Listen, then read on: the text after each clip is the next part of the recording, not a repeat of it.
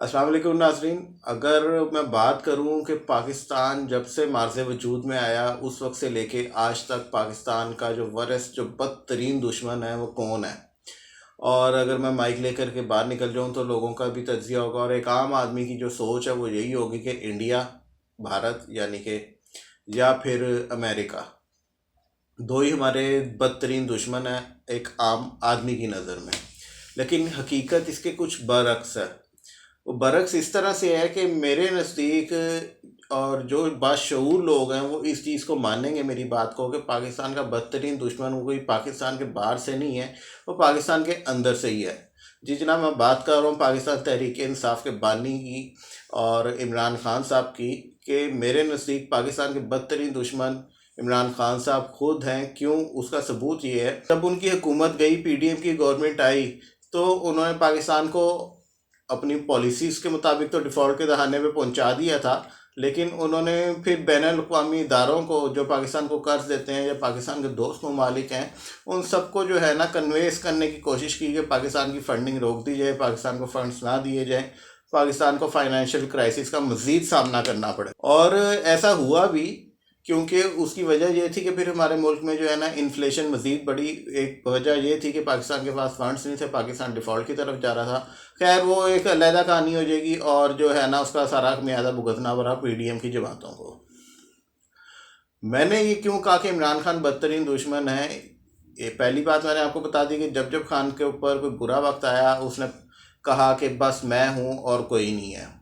और अब देखा जाए तो खान ने आईएमएफ को, इमरान खान ने जो है लेटर लिखा या लिखने जा रहे हैं, तो उसमें उन्होंने यही कहा कि पाकिस्तान को फंडिंग रोक दी जाए। यानी मुतनफ़िर करने का मतलब है कि आप उसको रोक दें। सिर्फ यही नहीं, आज ही नहीं, इमरान खान की के बैनुल-अक़वामी मीडिया को जितने इमरान खान ने 2010 से पहले भी इंटरव्यू दिए वो देख लें।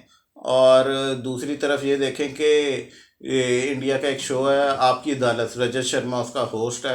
रजत शर्मा ने अपने शो में सवाल किया सरफराज नवाज और जो है ना जावेद मियांदाद और इस तरह मुख्तलिफ क्रिकेटर्स के हवाले से कि मियांदाद ने अपनी किताब में लिखा है, तो इमरान खान ने कुछ बात की और फिर सरफराज नवाज की बात आई, तो इमरान खान ने कहा कि अल्लाह ने इंसान को अशरफुल मखलूक़ात बनाया, लेकिन वो तो जानवरों से भी बदतर हो गया, जानवरों से भी नीचे वाले दर्जे पे चला गया। यानी कि वहाँ पे उसकी एक तकब्बुर का आलम देखें, उसकी एक, वो अपने आप में खुद वो कह लें कि अपने आप को अफजल समझना, बरतर समझना हर किसी से, कि वो इस हद तक पहुँच गया कि वो बंदे की, जो अल्लाह ने बंदे को बना दिया जब अशरफुल मखलूक़ात, चाहे वो कैसा भी है, उसकी अच्छाई बुराई, उसकी जन्नत दोज़ख, उसकी सज़ा जज़ा का फ़ैसला अल्लाह ताला ने करना है।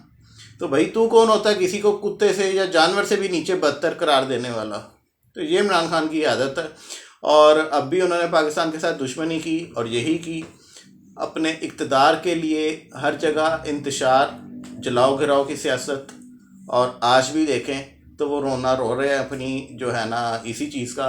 बहुत सारे यूथी है मेरे भाई लोग ऐसे हैं, सॉरी मैंने गलत कह दिया, मेरे भाई तो नहीं हैं, बहुत से यूथी ऐसे हैं जो कि आज भी मेरी बातों को सुनकर मुझे गालियां देंगे और जो है ना बात नहीं मानेंगे। लेकिन जो बाशऊर और अक्लमंद आदमी है वो यही कहेगा कि पाकिस्तान इस वक्त जिन फाइनेंशियल क्राइसिस से गुजर रहा है, जो भी गवर्नमेंट आ गई है, आप उसके साथ बैठ कर के काम करें।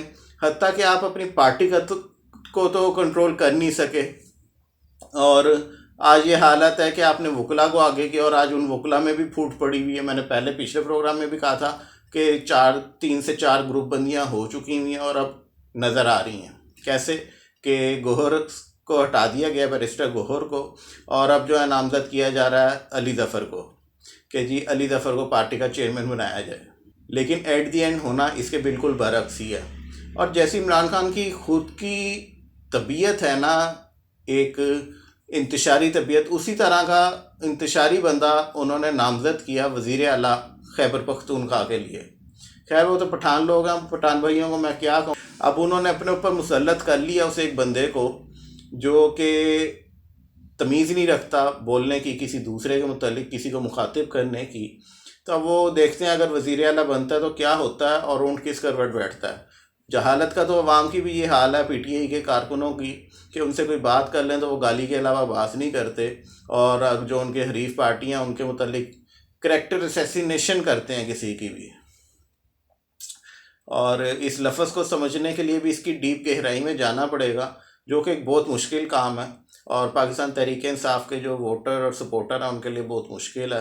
खैर जी, ये एक छोटा सा प्रोग्राम मैंने किया था कि कोई ख़ास वजह नहीं थी करने की, लेकिन वजह ये थी आप लोगों के सामने फिर से एक दफ़ा बात करने की कि आपका मुल्क किन हालात से गुजरा, आपको उसकी परवाह ही नहीं है। इंडिया को देखें तो इंडिया का मेजर गौरव आर्या, जिसको हमारे चैनल के ऊपर क्रिटिसाइज़ भी किया जाता है और सारे लोग क्रिटिसाइज़ करते हैं उस बंदे को उसके बयानात के मुतालिक। उसका बयान अभी मैं दिखाता हूँ आपको, आप ये उसका क्लिप देखें। Damage. In fact, you know what? Smita recently had asked for people, Indians abroad, to start funding the Pakistan Tehreek-e-Insaf. And a lot of them have given money to Pakistan Tehreek-e-Insaf. I said, Khan Sahab ko paise ki kami nahi honi chahiye. Because he's on the long march, no?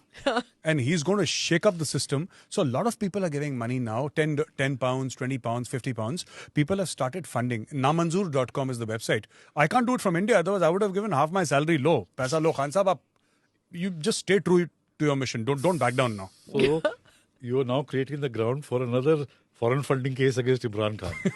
There is certain prohibited funding. Oh my you can't God, take yes. funding from हाँ. countries. Yes. You know.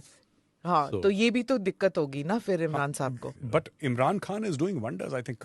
I said this long back. Huh. One and a half months back, I said that, in fact, I think I can claim to have said it first, where I said that the Indian Army or the Indian Armed Forces would not have been able to do so much of damage that Imran Khan alone.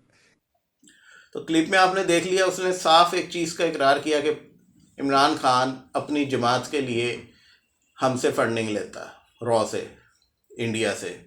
यानी कि जो गैर ममनुआ ममालिक हैं उनसे इमरान खान ने अपनी party को चलाने के लिए funding Lee.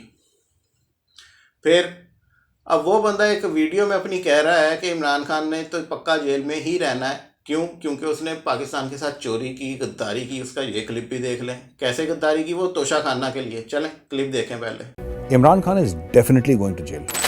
Imran Khan's legal team is going to appeal, they'll go to High Court, they'll go to Supreme Court, they'll go to whichever court. Imran Khan bought government gifts at ridiculously low prices and sold them at double the cost in the open market. Posters of PTI have been taken down. They have ensured that everybody who matters, at least 95% of the people, have left PTI and they have gone to other. तो इस clip में आपने देखा कि वो बता रहा है कि इमरान खान ने तोशा खाना के जो तोहाइफ थे वो सबसे कम कीमत पे ख़रीदे, चोरी के भाव कह लें, सीधे लफ्ज़ों में, खुले अल्फाज में मैं अगर बात करूं तो वो चोरी के भाव ख़रीदे और उन्हें महंगे दामों बेचा। यानी क्या हुआ, एक तो जब आप दूसरे मुल्क जाते हैं, वहाँ से आपको गिफ्ट मिला, वो आपकी ऑनर कर रहे हैं, आपको रिस्पेक्ट दे रहे हैं, लेकिन वो कहते हैं ना, फिर वो बात आ जाती है वह तो इज़्ज़ु मंतशा व तो ज़िल्लु मंतशा, के इज़्ज़त और ज़िल्लत अल्लाह के हाथ में है। वो जिसे चाहे इज़्ज़त देता है, जिसे चाहे ज़िल्लत देता। तो ये ज़िल्लत कमाई इमरान खान ने उन तहाइफ को पहले तो तोशा खाना से लिया। अब बाकी अगर पार्टीज़ की बात करें, ठीक है, वो तो चोर हैं, PMLN, PPP और जो इक़्तिदार में है आज तक पाकिस्तान बनने से लेके जिसने तोशा खाना से चीज़ें ली, आपके बयान के मुताबिक जी वो चोर हैं। तो फिर आपने वो चोरी क्यों की, और सबसे बड़ी चोरी की, यानी उन लोगों को पीछे छोड़ दिया। फॉरेन फंडिंग में आपने फ़ंड हासिल किए हर तरह से, सिर्फ पैसे की लालच। टीवी पे बैठ के आप टेलीथॉन करते थे और कहते थे कि 5-5 अरब इकट्ठा हो गया। जब नैब ने सवालात किए तो फिर कहते थे जी हमने तो सिर्फ 2.5 करोड़ इकट्ठा किया। अब पता नहीं आप अब सच बोल रहे हैं या उस वक्त सच बोल रहे थे, अब झूठ बोल रहे हैं या उस वक्त झूठ बोलते थे। तो ये अवाम का काम है कि सिर्फ बातों के ऊपर ना जाए। एक ही बात, आपके पास के वो दवाई लेने जो है लंदन नहीं जाता, क्यों? उसको उसकी सारी दवाइयाँ यहीं पे मिल जाती हैं पाकिस्तान में, जेल के अंदर ही। तो उसे जेल से बाहर जाने की ज़रूरत ही नहीं है, मुल्क से बाहर जाने की। और डील मैंने पहले भी कहा था कि शुरू हो चुकी हुई है बुशरा बीबी की बनी गाला में कैद की सूरत में, और अभी मज़ीद जो है आगे को चलेगी। और इंतशार की ये देख लें कि एक तरफ जीत के भी रोना रो रहे थे, हार के भी रोना रो रहे थे इलेक्शन के ऊपर, वो एक कमिश्नर को खड़ा किया और अब कह देंगे कि जी कमिश्नर के ऊपर तशद्दुद किया गया, कमिश्नर को ये कर दिया गया, उसको जो है वो बदनाम किया जा रहा है, उसको फैमिली थ्रेट्स हैं, जान के थ्रेट्स दिए जा रहे हैं, उसको मारने की धमकियाँ दी जा रही हैं। तो उस बेचारे ने यही करना था, फिर और क्या करता।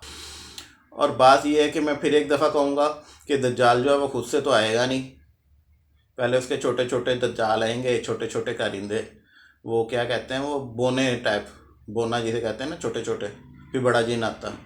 तो वो ये साथ दज्जाल की द्वारी भी होना है। तो ये छोटे छोटे फितने हैं, दज्जाली फितने हैं, जिनसे इंशाल्लाह अल्लाह ताला ने चाहा तो हम जो है सुरखरू होंगे इन सब में और इनसे पे फतह याब होंगे, इन्हें नेस्त नाबूद करेंगे। हमारा मुल्क बहुत ज़्यादा क्राइसिस में है और इस चीज़ का अंदाज़ा किसी पाकिस्तान तहरीक इंसाफ के वोटर सपोर्टर को नहीं है। उसके लिए उसकी रेड लाइन इमरान खान है और इसके ऊपर जितनी मर्जी डिबेट करी जाऊँ तो वो ख़त्म नहीं होगी। खैर जी, मुझे इजाज़त दीजिए, अगली वीडियो तक के लिए। बाशऊर लोगों को मेरी इस वीडियो की समझ आई होगी, मैंने जो अल्फाज का इस्तेमाल किया उनकी समझ आई होगी। बाकी हस्बे रवायत जो है वो उसी तरह से गालियाँ देंगे तो मुझे कोई फ़र्क नहीं पड़ता। अगली वीडियो तक के लिए मुझे इजाज़त दीजिएगा। अल्लाह हाफ़िज़।